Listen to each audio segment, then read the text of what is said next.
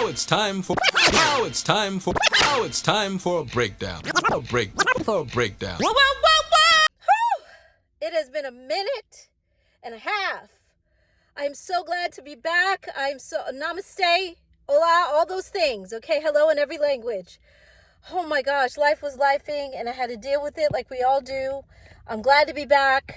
I'm still on cloud 9017 from episode 5 because I did that on my own and I'm still just knocked out about it. Wow. Anyway, and I'd like to start this episode with a quote from Brené Brown. It's, I think, Brene Brown. Bren said, being vulnerable is not a sign of weakness. It's actually a sign of courage because you show up not knowing the outcome. You show up not knowing the reaction people are going to have and what they're going to feel about it or how you're going to be judged. And when I first started this channel, I knew that I was going to talk about this episode. This was one of the topics that I wanted to discuss. And people are like back and forth with me over this whole time, like, well, you shouldn't talk about it because you're a celebrity and what if they judge you? And I'm like, okay, what if? What if they judge me? So what? We're all judged. Life is life. And it was like nobody has stepped or walked 5 steps in my stilettos. So it's real and it's okay. It's like part of being human is to be vulnerable. I'm human first. I don't care about celebrity. I don't care about being a woman. I don't care about any of the things that we think, oh my God, you shouldn't. It's like, that's the very reason that I should. That's the very reason that I am. I'm glad you guys are still with me and that you didn't give up on me. It's been a minute, like I said. So a lot of people are like, she's not coming back. We're not going to see her again. Yeah, you will. Thank you for having faith in me. Okay, that said, and I've always been honest too. That's the other thing. I'm like, why stop now? I'm not going to change who I am. I think that's what a lot of people love about me. I hope that's what you guys love about me. So anyway, my aim is to inspire and to let people know that you're capable of anything. No matter what the odds are against you, you are capable of anything. You're capable of everything. Whatever you think you can't do, you can do that thing. Like, come on, man. This is life. We got to figure shit out for ourselves. So anyway, I digress. You guys, for the past almost 3 years, I have been living in my car. I said it. Oh my God, it's out. I've been living in my car. Oh my gosh. If you remember, if you guys were with me, in 2020, I did like 105,000 interviews. And in the interim, I was living with my parents in Vegas. And that was wonderful until it wasn't. I love my mom, but she became very angry. And a lot of her anger, she was taking out on me, and I was her target all the time. And I was like, I can't deal with this. Like, I respect her too much. I didn't understand it. I still don't. And it hurt me. So I was just trying to figure it out, but I couldn't. You can't read someone else's mind. You can't figure them out. They got to figure themselves out. So I was like, let me get out of here. And I was sleeping in my car for maybe about a month in Vegas. And then the guy that was co-managing me at the time was living in LA. And he said, you need to come back to LA because it's getting ready to be fire in Vegas. You need to come back. I love LA. So I said, okay. And he said that I could stay with him. And so I was like, okay. But you have a dog, I have a dog. And he's like, I don't have a lot of room, but I'll make room for you. And then when I got to his place, he actually didn't have room for me. So it turned into, okay, well, I'm going to put you in a hotel for the night. And that one night turned into 8 months. Oh my God, you guys. I was like, no, this is unacceptable because every apartment that I looked at, every single time I looked at a place, I would call him and I'm like, okay, can you meet me here? I would tell him ahead of time, of course. And then he wouldn't meet me there until I would take video and send it to him. And he's like, no, oh my God, this neighborhood, I hate it. I'm like, dude, I'm the one who has to live here. This is my remote for my phone. You can push play and pause and all that stuff. So that's why I'm holding this. Anyway, and it's way cheaper than the hotel. I told my assistant one day, I have been researching car life. There's a whole community of people that live in their cars, and a whole community of people that live in their RVs, and a whole community of people that live in vans. Van life, car life, RV life. And I loved what I was seeing. I just thought, wow, these people I could do that. I could do this, I think. And I ended up in my car, and it's been, like I said, 3 years. Yeah, I mean, I felt like he was playing games, and I knew he was playing games, and I wasn't the one. I'm like, come on, I'm trying to make this easier on you, because financially, I know it's got to be hard. You're paying your rent and you're paying my hotel. Like, no, his apartment was $1,700 a month. And then my hotel was over $3,000. Yeah, way too much. And no, I'm not doing this. I can't. So, and I was always stressed every week because he would pay weekly for the hotel. So every week I was like, oh my God, can you afford it? Are you okay? And he's like, no, I can't, but I'm getting it together. What? You're the one who said to go to the hotel, and you're not approving any of the apartments. Like, it would be so much cheaper to just get me into an apartment. Like, what's the problem? Sometimes I think, you guys, people want to trap you and keep you in a situation where you're vulnerable and depending on them. And I wasn't the one. So, yeah, I got out of there. So there's 2 people that I have in my life that are keeping me going. Actually, 3. One is my forever mother-in-law. I dated her son. Of course, we're no longer together. And she's like my, oh my gosh, my go-to. And then I have my assistant, Nisi. Sorry. Nisi is, whoo, you guys, I swear, every day she's like, Diva, she calls me Diva. You can do this. You got this. Oh, and the third person is Evan, my brother. Evan. Nisi, I think I'm going to go and sleep in my car. I think I'm going to live in my car. I've been researching it, and I know I can do this. And she's like, yeah, you can. She was gung-ho, and I was like, okay. So I went up to Malibu. You know, Malibu is the place where you can take Highway 1 all the way from New York, literally. And it's kind of the place where everybody stops along the way when they're coming from the East Coast and they're heading west, to California, to make their dreams come true, to start a new life. March 9th, 2022 is when I left the hotel. And I got to Malibu, and the music on the radio was Avant, Sailing by Avant. I like Christopher Cross's version as well, but this version was like perfect timing. It was so beautiful. Both of them are beautiful, but it was the moment the sun was going down, it was setting, and it was just like I was filming, and it was beautiful. So I didn't regret anything. I was just scared that night. That first night was scary. But then as I got to know what to do in my car and how to do it, like how to cover my windows, and, you don't talk to certain people. You're careful of telling people that you're alone, as a woman, especially, and I'm a celebrity. I don't just divulge that to people. If you don't know who I am, I'm not telling you that part. I felt free. That was a sense of freedom that I had. I was so free. I felt like, wow, this is so different. I felt like I was on a camping trip.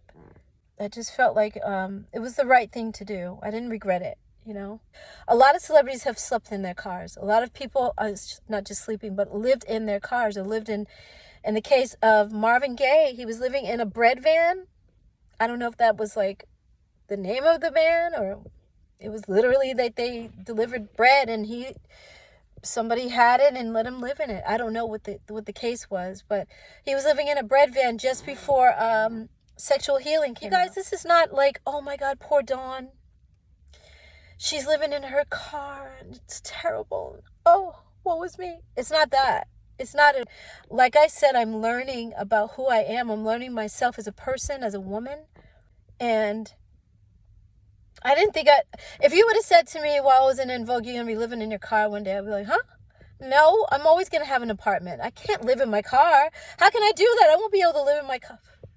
We say that we can't do certain things before we even know we're capable. Nisa keeps telling me that when people find out, when the fans hear that you're living in your car, they're going to be so proud of you, because I am documenting this whole adventure. It's an adventure, you guys. It's a journey, and I've been documenting it and filming myself doing certain things. I can only film so much, it's from my point of view. I have a lot of footage of me just like making this whole thing work. Yeah, and I'm glad that I made this choice because I needed to go through this fire. If some of you are on your spiritual journey, you may know or may have heard of something called Dark Night of the Soul. And that's when you go through like a period of isolation, a period of separating yourself from family and friends. And I'm in the trenches of this right now. And I'm like, I wouldn't trade my experiences and what I've gone through for the world. I miss my family. I miss everybody that I was connected to, but I needed to do this alone and without everybody's judgment or opinions and all of that stuff. I needed to do this for me. It's not easy by any means. You're pretty familiar with your surroundings in your apartment, whereas in your car, like every day I have to take my bed down in the back. If it rains, oh my God, I've had problems because my car is older and the insulation around my windows, my car started leaking at a certain point. I was like, okay, stop, figure it out. And so I went to School of Knowledge and I saw that you have to get insulation. So Nisi actually bought me the insulation. I didn't know she was going to do it. And she just said, Diva, I ordered it for you. What? Okay. And when it came, I had to figure out how to put the insulation in the freaking windows and in the doors as well. So stuff like that. My dog ended up passing away in my car, my baby, Max. You guys know Max. And that was hurtful, going through that with him without my parents around. I usually call my mom for stuff like that. So that was hard.